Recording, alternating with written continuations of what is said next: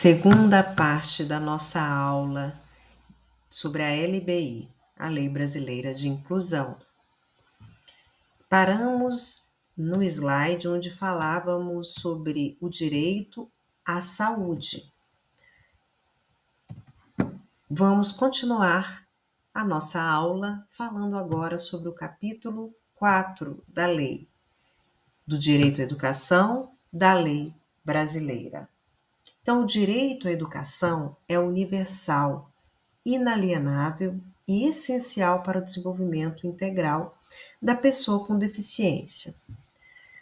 A Lei Brasileira de Inclusão, ela estabelece que a educação deve ser inclusiva em todos os níveis e modalidades, livre de discriminação, de barreiras, e que todos têm o direito de aprender, em igualdade de condições. A lei, ela defende que a educação deve promover o máximo de talentos e habilidades de cada indivíduo, assim respeitando as características, as necessidades e garantindo corresponsabilidade entre as esferas como o Estado, a família, a escola, a sociedade como um todo, né? Assegurando que o ambiente educativo seja livre de negligência e até mesmo de violência. O Estado, ele tem o dever de garantir um sistema educacional inclusivo, previsto desde a Constituição de 88, e sendo ao longo da vida, permitindo que a pessoa tenha acesso, permanência e aprendizado, e isso com recursos acessíveis. Então, é dever do poder público oferecer o atendimento educacional especializado, o AEE, e adaptações razoáveis. A gente falou sobre adaptações razoáveis, né, anteriormente, que são aqueles ajustes que garantem que a aprendizagem seja efetiva sem por ônus desproporcional à instituição, mas aquilo que é necessário, não o mínimo, mas o necessário. Então, a LBI também prevê educação bilíngue, por exemplo, reconhecendo Libras como primeira língua e português escrito como segunda, né? Além de fomentar pesquisa em tecnologias assistivas e práticas pedagógicas inclusivas, a formação continuada e a capacitação de profissionais de apoio e intérpretes seriam, então, essenciais para que essas medidas, né, fossem implementadas com qualidade. E a lei também orienta que os conteúdos sobre a deficiência, né, sejam incluídos nos currículos, falando sobre deficiência, sobre diversidade. Desde a tenridade até a universidade, né? E aí garantindo a formação de uma sociedade que tenha consciência inclusiva. A LBI, ela deixa claro que a educação inclusiva não é responsabilidade exclusiva do Estado. Escolas particulares, por exemplo, ela também deve cumprir esses princípios e oferecer acessibilidade e oportunidades que dê equidade para essas pessoas.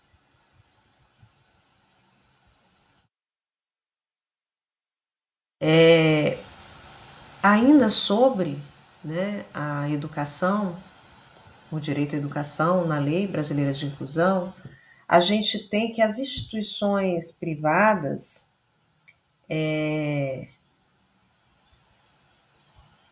mantêm praticamente toda a obrigação que está previsto para a rede pública.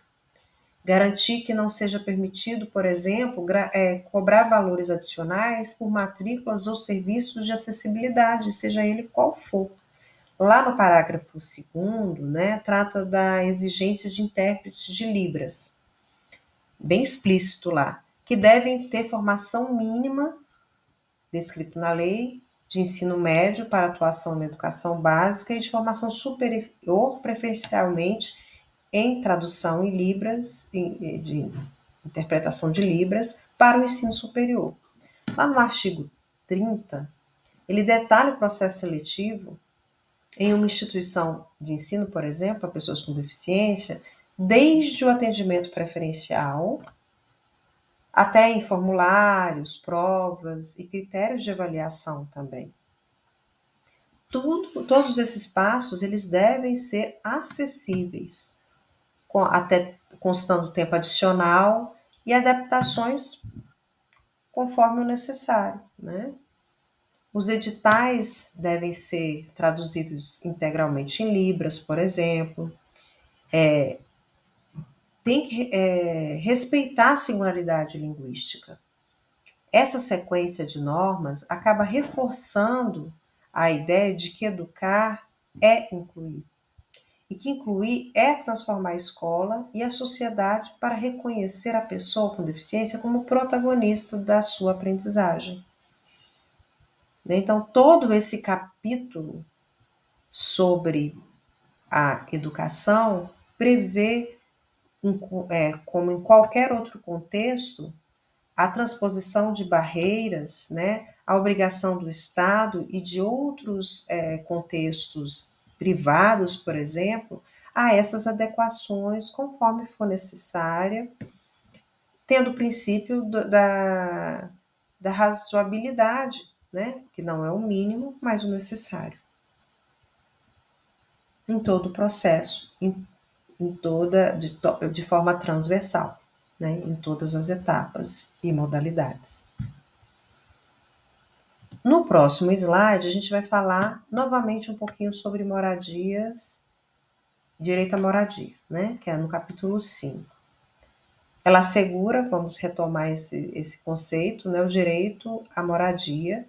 Ela reconhece que viver num espaço digno, seguro, né, e até acessível é fundamental para qualquer pessoa, né?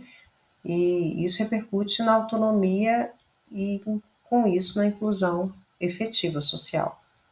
Então, a pessoa com deficiência ela tem o direito de morar com a sua família natural ou substituta, como qualquer outra pessoa, com seu cônjuge ou sozinha, ou em residências inclusivas, que a gente já falou, quando não há mais vínculos familiares ou autonomia plena, por exemplo, né? E o poder público, ele deve apoiar a criação e a manutenção de moradias independentes. E aí ele tem que garantir, vamos rever isso, né? Prioridade em programas habitacionais e reservar os 3% das unidades, né, para essas pessoas com deficiência. Todos os projetos devem oferecer acessibilidade física também e comunicacional, prever elevadores, né, nas repartições ou qualquer outro lugar, equipamentos adaptáveis, e a prioridade é concedida uma única vez, compatível com a renda familiar. Também está descrito aqui nas leis, dentro do capítulo. Então, garantir moradia acessível não é apenas um direito formal, é uma medida que transforma a vida, né? Que permite que a pessoa exerça autonomia, segurança e participação social efetiva. E retira ela desse processo de institucionalização onde foi relegada há décadas. Agora vamos falar um pouquinho sobre direito ao trabalho, que está no capítulo 6. O trabalho, né, segundo a EBI, é direito de todos e não concessão. Então, ele não é, quer dizer, ele é central para a participação social, a autonomia, né, o reconhecimento da pessoa com deficiência como sujeito que produz. A lei garante que o trabalho deve ser livre, acessível, inclusivo e exige que as empresas ofereçam ambientes seguros e adaptados, que é função da empresa fazer essas adequações. Elas também têm que estar em igualdade salarial, de oportunidades de crescimento também. E é proibido qualquer tipo de discriminação, desde a admissão até a demissão.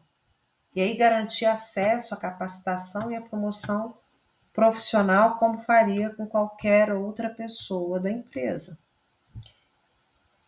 É claro, né? Pensando nas questões de acessibilidade como sendo obrigação da empresa fornecer.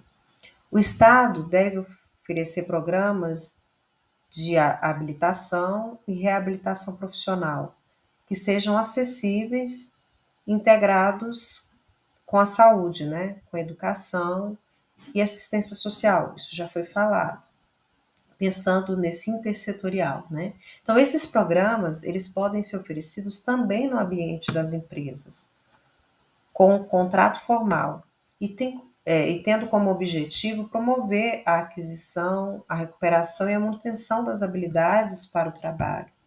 Então, eu vou pensar nisso tanto nas deficiências congênitas quanto nas adquiridas também. Então, a inclusão no mercado de trabalho, ele deve priorizar a colocação competitiva com adaptações razoáveis, tecnologias assistivas e apoio individualizado, para que essas pessoas possam entrar e permanecer nas empresas, né? Então, é fundamental que haja acompanhamento contínuo do trabalho do empregador, além de atenção especial às pessoas com maior vulnerabilidade. O processo seletivo para a empregabilidade tem que respeitar a diversidade funcional.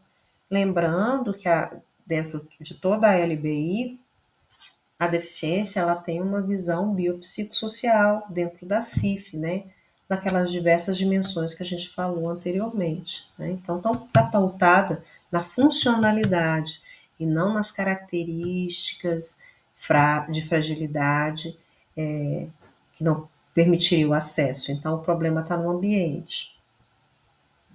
Então, o trabalho não seria um favor, né? Ele seria um instrumento de cidadania como é para qualquer pessoa, de emancipação, de reconhecimento do potencial que todos têm.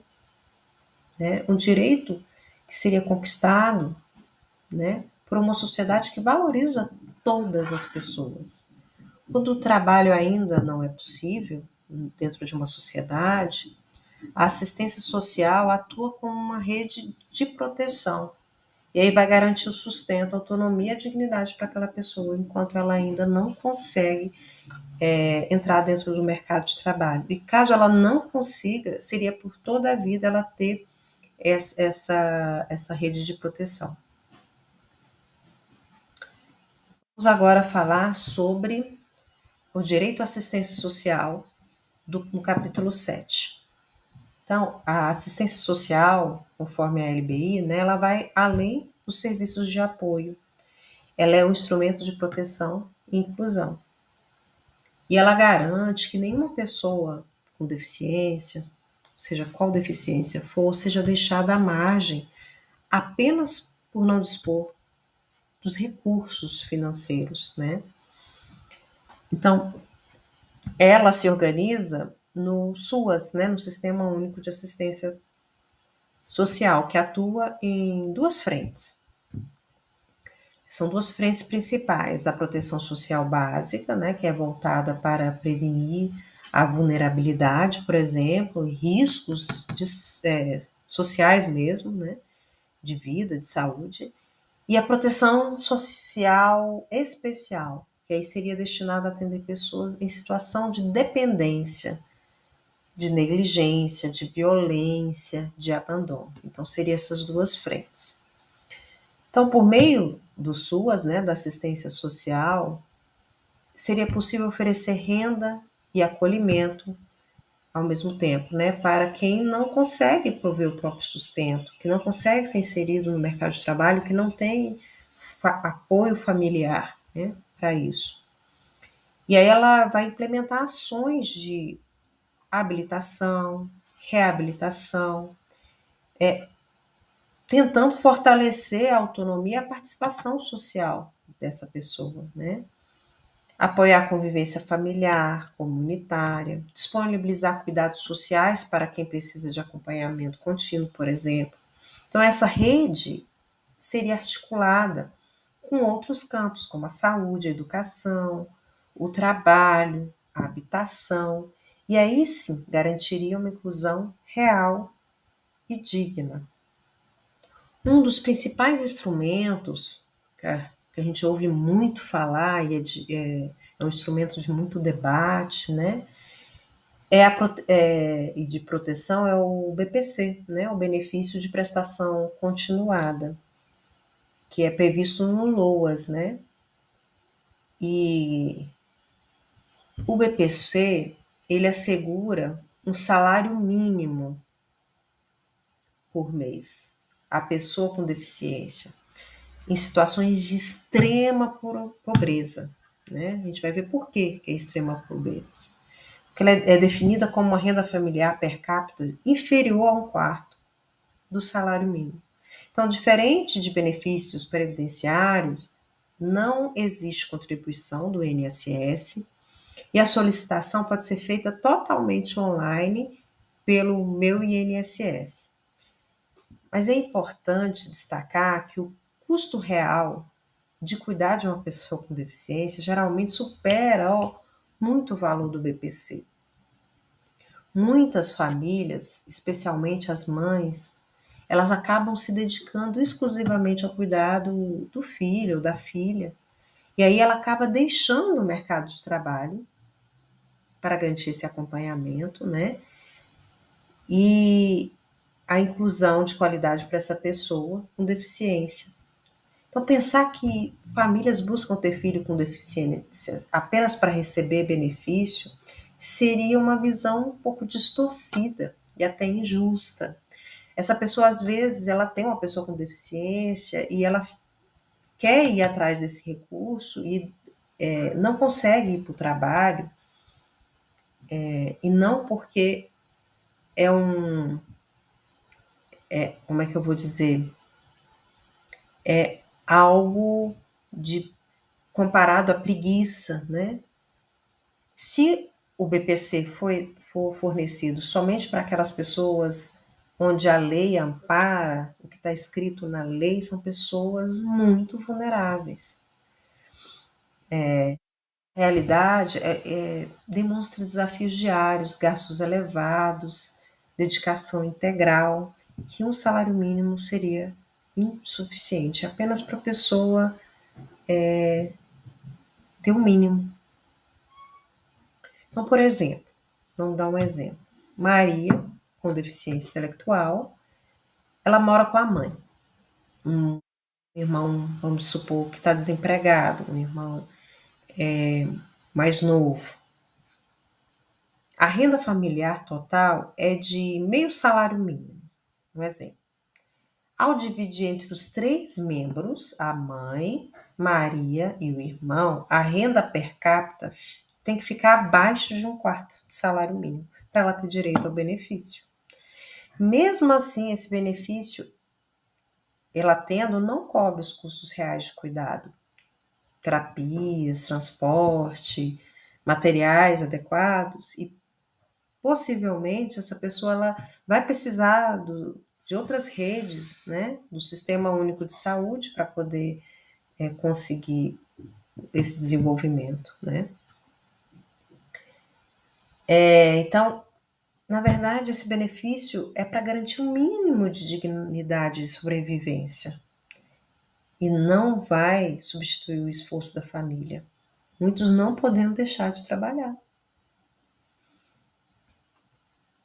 Em resumo, o BPC ele é uma ferramenta, é uma das ferramentas, né, concretas para tentar ter essa justiça social.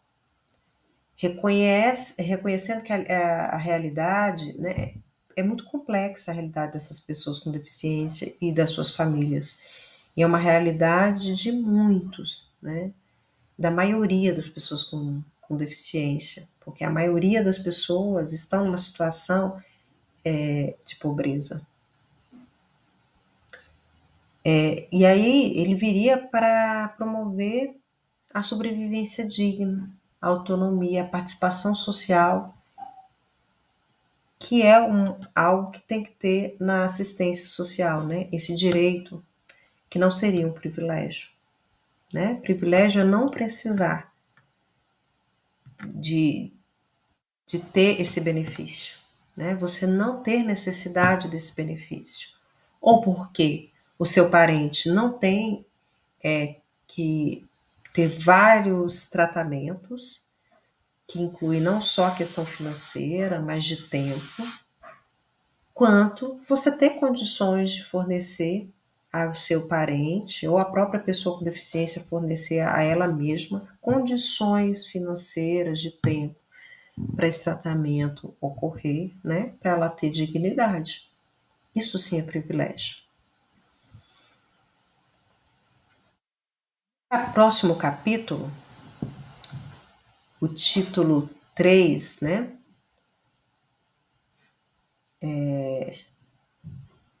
Capítulo 8º, né? Até o 9º, a gente vai falar sobre previdência, cultura, esporte, turismo e lazer.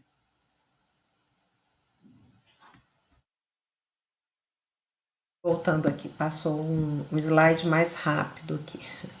Então, nesse capítulo, não é ainda do título 3, é o capítulo 8, até o 9º, né? Que vai falar sobre previdência, cultura, esporte, lazer, turismo e transporte. Então, nesses capítulos mais finais, né, da LBI, a gente pode perceber que a lei vai além dos direitos básicos que a gente já falou, né? E vai ampliar os horizontes sobre a cidadania dessa pessoa. Então, ele assegura condições para que a pessoa ela viva com dignidade e possa participar da vida cultural, né? De circular com autonomia e construir um futuro com segurança, até mesmo previdenciário. No campo da previdência social, por exemplo, a pessoa com deficiência ela tem o direito à aposentadoria especial no regime geral de previdência social, que foi regulamentada pela Lei Complementar 142 de 2013. Essa lei ela reconhece que as barreiras enfrentadas no dia a dia impactam no tempo e nas condições de trabalho, né? E aí acaba garantindo a redução do tempo de contribuição conforme o grau da deficiência, né? Leve, moderada ou grave. Então, por exemplo, vamos falar, João tem uma deficiência visual. Pode se aposentar aos 29 anos de contribuição, enquanto alguém sem deficiência precisaria atingir os 35. Isso é uma forma de reconhecer o esforço entre as dificuldades impostas pelas barreiras sociais e infraestrutura. E poderia ser qualquer uma outra questão, né? Ele provavelmente, apesar de todas as adequações, ele vai ter ele vai acabar tendo mais uma estrutura emocional, enfim, dependendo da função que ele desempenha, ele vai ter mais dificuldades ao longo da vida, e aí ele tem esse direito de aposentadoria, não é um privilégio, é um direito de aposentadoria com menos tempo.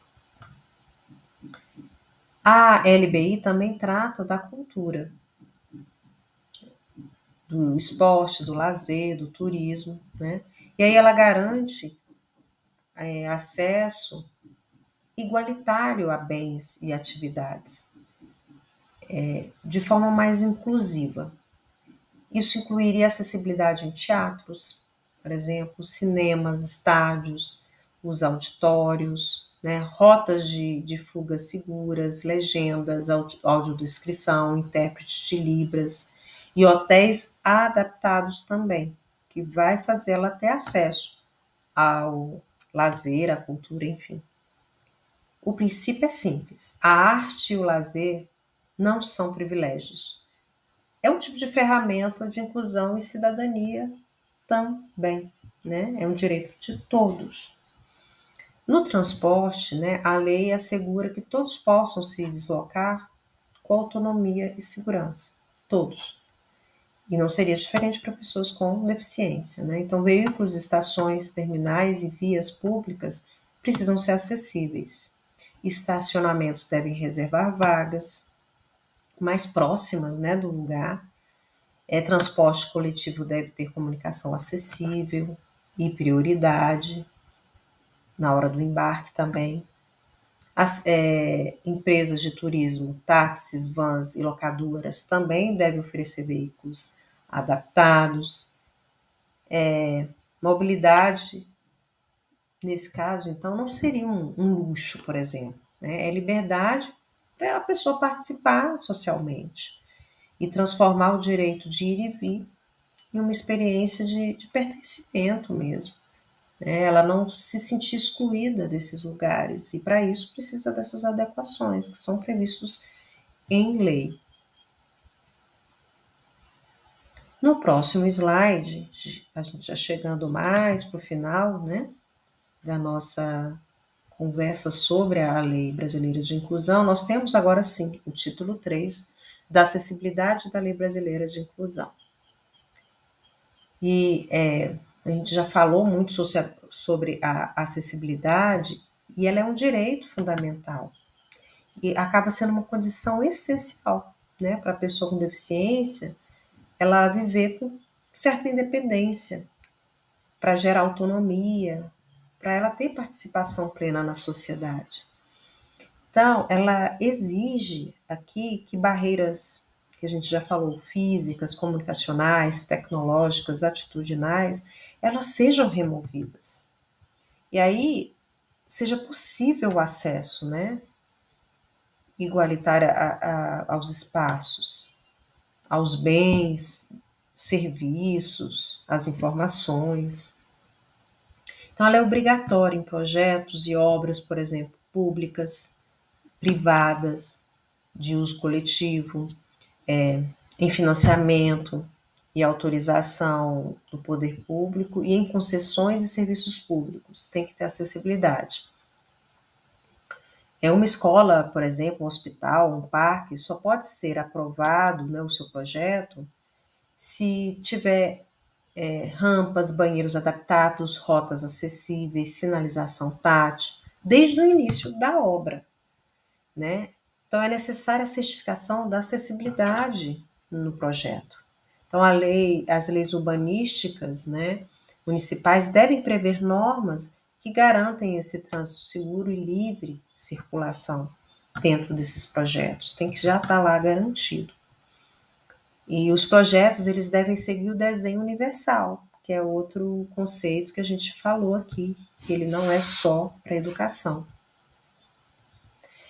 Pensando em todas as pessoas.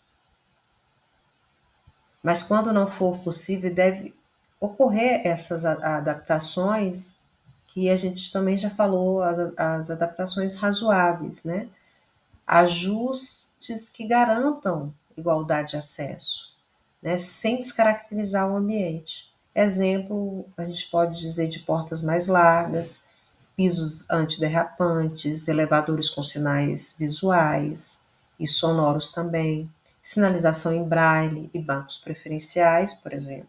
E eu não preciso saber quem vai acessar ou fazer só quando alguém tiver uma dificuldade, né?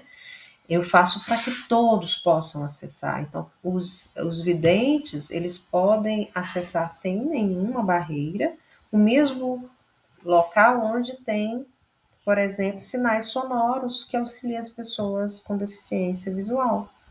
Né? Então, essa adaptação seria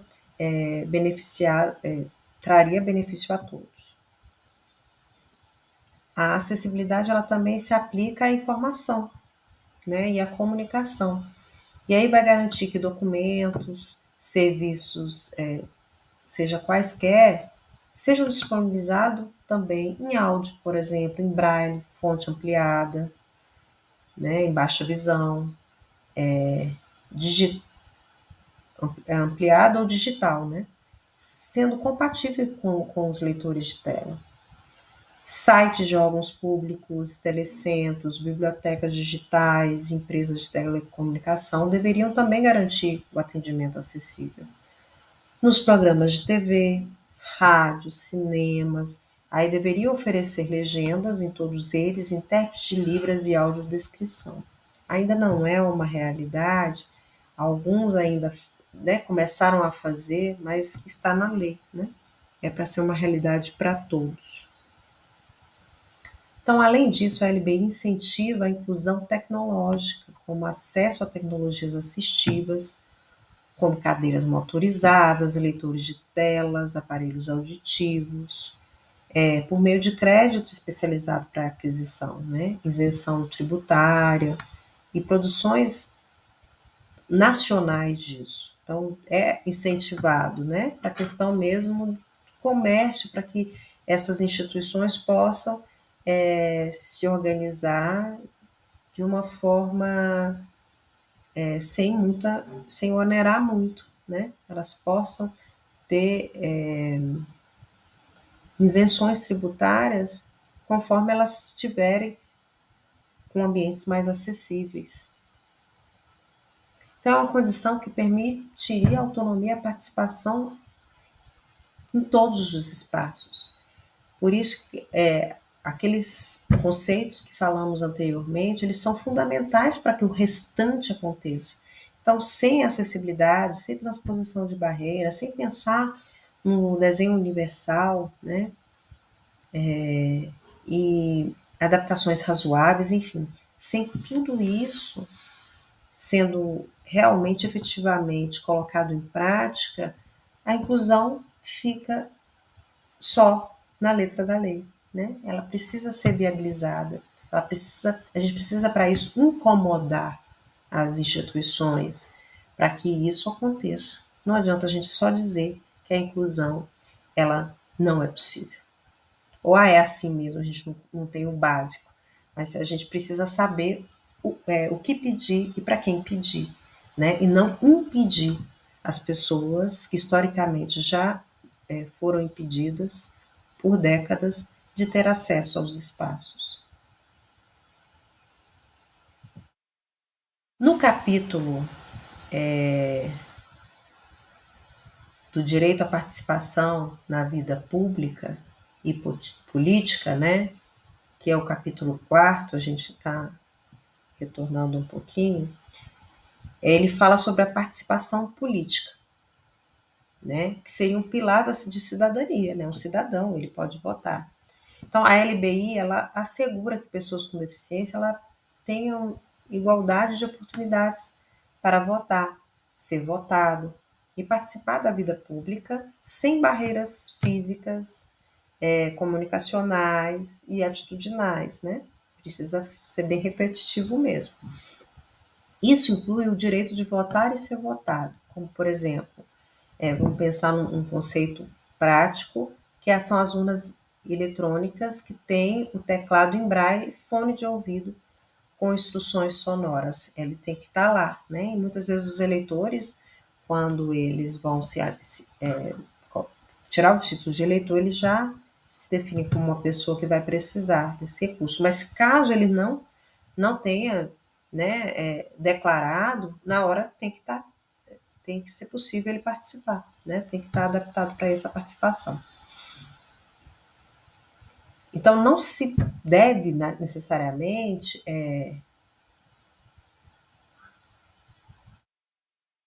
como é que eu vou dizer, não se criam sessões eleitorais exclusivas, pois a inclusão deve ocorrer em todos os espaços eleitorais, em todos eles. Então, a lei também garante a acessibilidade na propaganda eleitoral, exigindo recursos como libras, legendas e audiodescrição, direito de solicitar auxílio na votação e preservar o sigilo, né, e a autonomia, também é direito, permitir que quem precisa de apoio participe plenamente, ele não vai deixar de participar só porque ele precisa de um apoio e ele precisa publicitar seu voto, né? Editais de concursos e processos administrativos devem prever condições acessíveis para a candidatura e exercício das funções públicas, seja ela qual forem. Além disso, né, a LBI ela incentiva a participação social em organizações da sociedade civil, né, partidos políticos, ONGs, conselhos e movimentos sociais. E aí ela vai promover a criação e fortalecimento de organizações representativas das pessoas com deficiência. Então, por exemplo, associações de pessoas surdas, cadeirantes, ou autistas, elas podem propor políticas públicas, participar de conferências, interagir e integrar, né, os conselhos municipais de direito de pessoas com deficiência. Então, dessa forma, a participação política e social deixa de ser um privilégio de poucos, né? E aí vai tornar um direito e ferramenta de cidadania. O cidadão ele tem direito ao voto como qualquer outro, e com isso ele precisa das adequações, da acessibilidade para que ele possa exercer a sua cidadania. Acesso à justiça. Então, nós temos o acesso no título 1, no capítulo 1, né, das disposições gerais. O acesso à justiça é um direito essencial e a LBI a garante que toda pessoa com deficiência ela possa exercer e defender estes direitos com autonomia, respeito e suporte adequado em qualquer instância do sistema de justiça. Significa que não basta estar presente, é preciso que as condições sejam iguais e adaptadas, utilizando recursos e tecnologias assistivas, como intérprete de Libras em audiências, documentos em braille e até mesmo sistemas digitais compatíveis, né, com leitores de tela, se for necessário. Né? Tem que ter. Pensando já no desenho universal. Se necessário, não, na verdade tem que ter. A lei também determina a capacitação de todos os profissionais do sistema de justiça também. Então, não é só para professor, não é só para a área de saúde, é para todas as pessoas, né? Magistrados, promotores, defensores, servidores e agentes de segurança também, para que compreenda os direitos das pessoas com deficiência e saiba como garantir, né, o atendimento adequado. As pessoas privadas de liberdade, né, ela mantém todos os direitos com acessibilidade em celas, banheiros e espaços comuns também, garantindo a dignidade e participação. Além disso, né, o Ministério Público e a Defensoria Pública têm um papel ativo na defesa desses direitos, eles precisam ter papel ativo. E fiscalizar as instituições e garantir o cumprimento da lei, né, que a acessibilidade, não ter acessibilidade, mais uma vez, é um ato de discriminação. Então, precisa existir a tecnologia assistiva, que pode ser usada em qualquer papel processual, né, seja como parte, testemunha, advogado, juiz ou membro do Ministério Público. Por exemplo, um juiz com deficiência visual pode utilizar software de leitor de tela, enquanto o advogado surdo atua como um intérprete de Libras, com um intérprete de Libras, né? Enfim, a LBI ela acaba garantindo também que cartórios e serviços notariais, né, não neguem atendimento ou exijam curatela apenas por causa da deficiência. Ele tem que estar preparado, não falar, volta aqui depois com alguma pessoa, né? Negar registro de contrato, documento por essa razão é considerado uma discriminação e, portanto, um crime, né?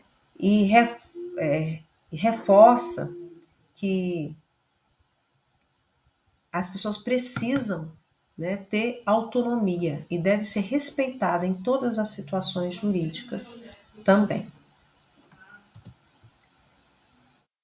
Capítulo 2, nós temos do reconhecimento igual perante a lei, né? Então, a LBI, pensando no Código Civil, agora a gente vai retomar algumas questões que a gente falou lá anteriormente.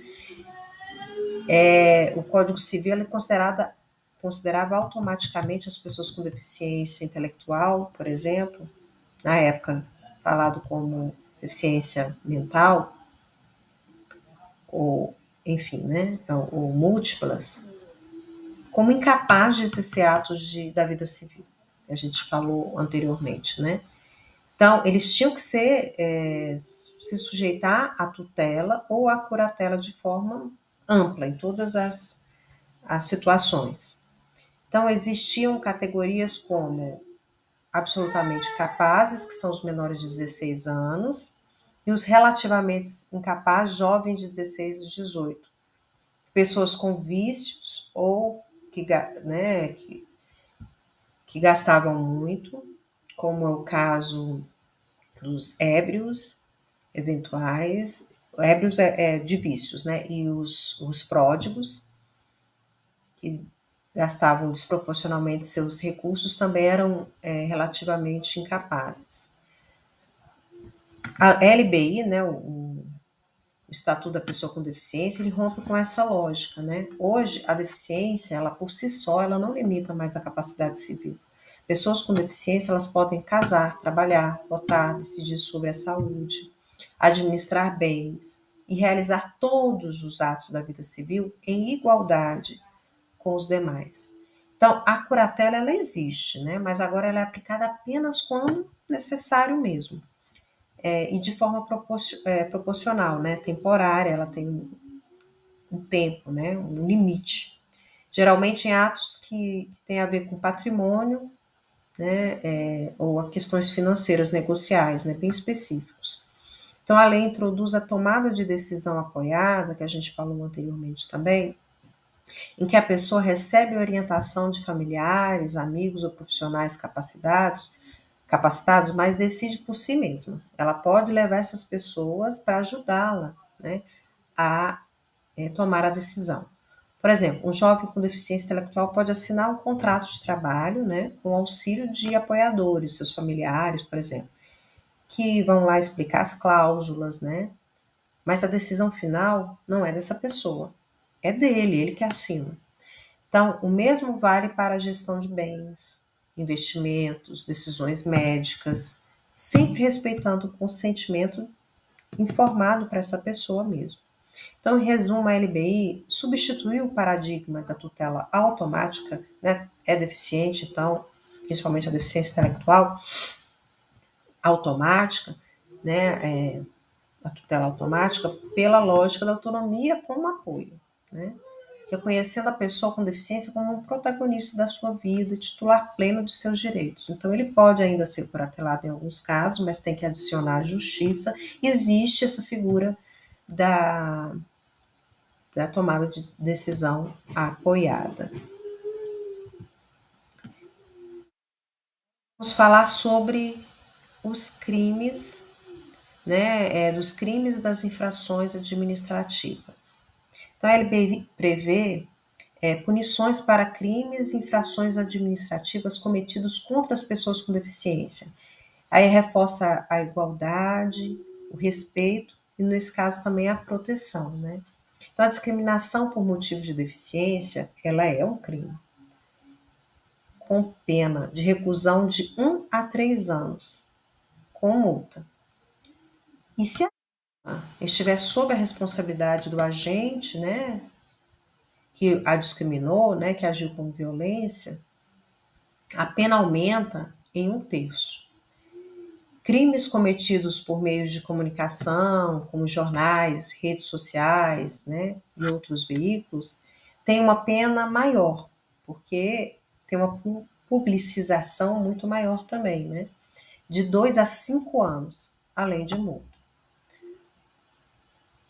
Antes do fim do inquérito, o juiz pode determinar medidas preventivas, né, antes do julgamento final, pedindo para recolher o material, né, publicitado, que seja discriminatório, né, e até interditar uma página, se for uma página de algum site, enfim, do Instagram, por exemplo, do Facebook. Outro crime relevante é a apropriação ou desvio de rendimento de pessoas com deficiência. Então, quem se apropria de valores ou bens, né, de quem depende financeiramente de terceiros, ele pode ser punido com uma reclusão de 1 a 4 anos e multa. E aí a pena também pode ter agravantes, ela pode aumentar, né, conforme agravantes. Em 1/3 quanto cometido por alguém que deveria guardar, né, alguém de confiança, alguém próximo, como um tutor, por exemplo, um curador, um síndico, um profissional do serviço de cuidado, né? Como alguém que exercia alguma relação mais próxima da pessoa com deficiência. Então, essa pena é majorada.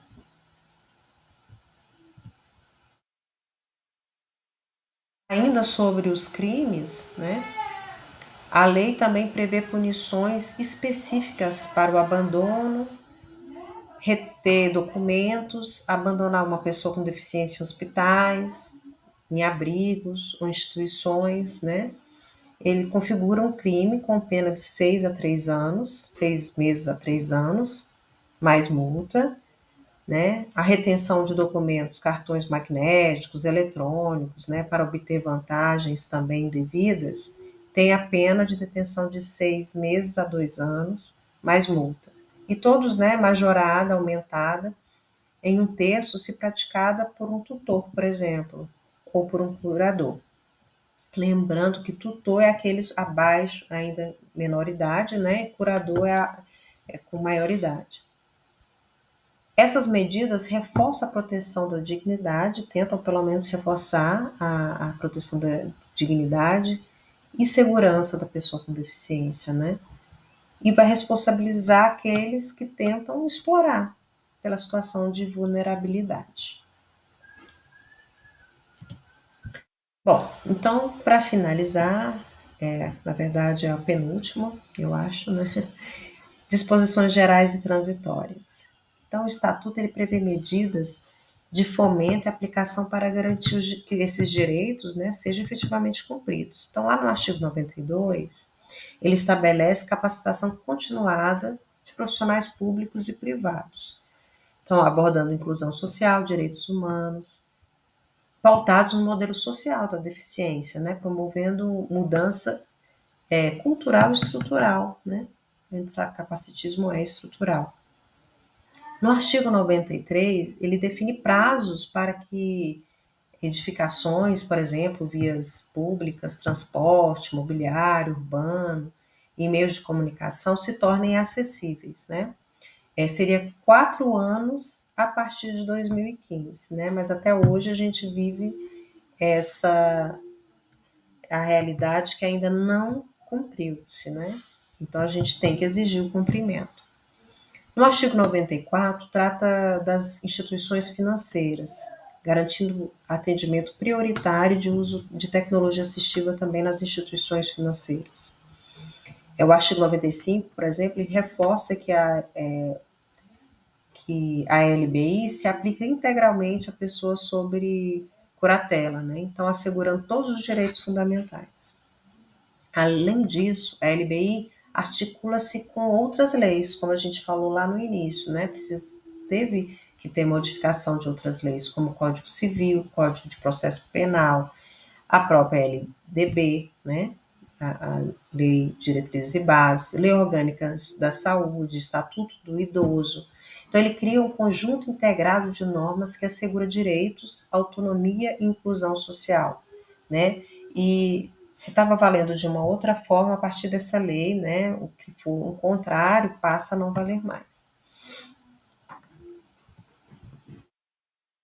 Bom, disposições ainda gerais e transitórias, a LBI revoga normas que conflitem, foi o que eu falei, né, seus princípios, especialmente dispositivos do Código Civil, que considerava pessoas com deficiência absolutamente incapazes, por exemplo, que a gente já falou.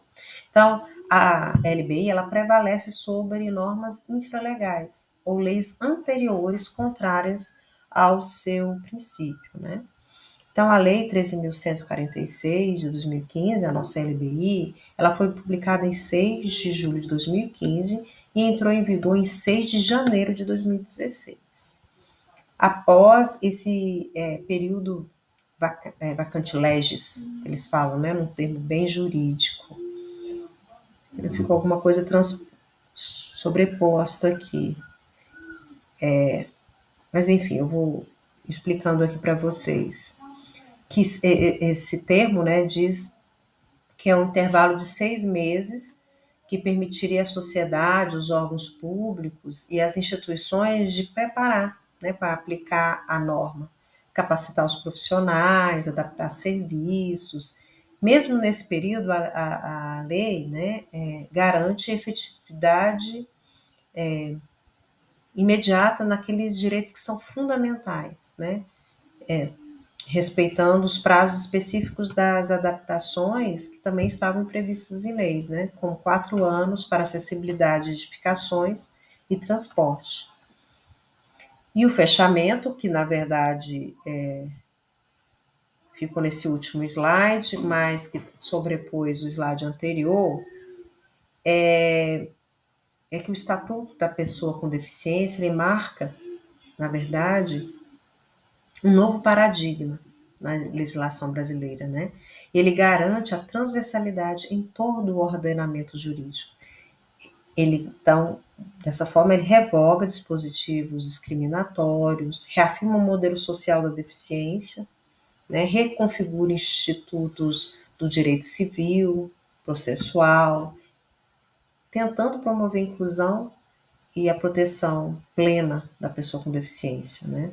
Então, a LBI estabelece prazos claros para acessibilidade, define sanções para violação e ampliação da proteção legal, tornando dignidade, autonomia e igualdade jurídica uma prática para ser concreta. Mais do que uma lei, ela procura ser um convite à transformação da sociedade, que a gente vê que ela aborda todas as esferas. E para isso, ela tem que repensar as atitudes, né? Precisa repensar e verificar as barreiras que impedem, né, essa participação plena, promover as oportunidades iguais, né, e reconhecer a diversidade como sendo uma força, não como fragilidade.